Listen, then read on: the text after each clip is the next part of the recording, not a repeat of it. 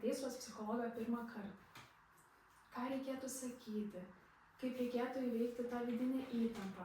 Galit patarti, ką reikėtų daryti? Iš tiesų reikėtų labiausiai suprasti, kad psichologas tai kaip pagalbininkas ir nereikia jausti įtampos ir to nerimo. Tiesiog ir ruoštis papildomai nieko nereikia, nes dėl to, kad atėjus svarbiausias dalykas pasakot savo jausmus ir apie taip galim pagalvoti iš anksto šiek tiek, bet geriau ir per konsultaciją, ką mes norim pasiekti ir kokius tikslus konsultacijai mes keliam, ne? Ir ką aš norėjau sakyti, ir svarbu labai nesitikėti patarimų, nes pas psichologą yra svarbiausia išklausimas ir tiek, kiek, kaip sakau, pats papasakoji savo jausmų. Ir iš to kiekvienas žmogus realiai gali padaryti atsakymus, atrasti pats atsakymus. Tada būna pats geriausias.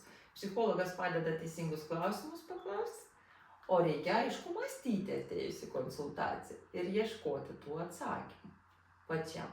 Ir tada bus sėkminga ir nereiks nieko. Visada iš tiesų ateina klientai šiek tiek bijo, nerimauja ir paskui sako, kaip čia visai jauku ir paprasta viskas buvo. Tai va, tai sėkmės, ar ką dar paklausti. Dar noriu pridėti. Jeigu gėda, kažkaip nejauku įsisakyti, kaip tada reikėtų elgtis?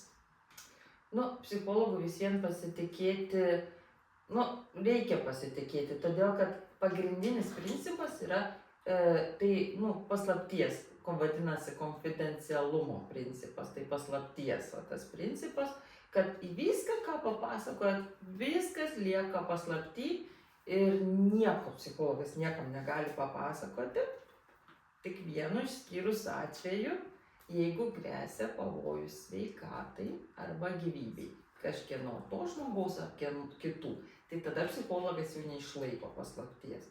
O šiaip, tai viską klientai pasakoja, labai daug pasakoja, ir kažkaip žino, kad čia liks paslapty.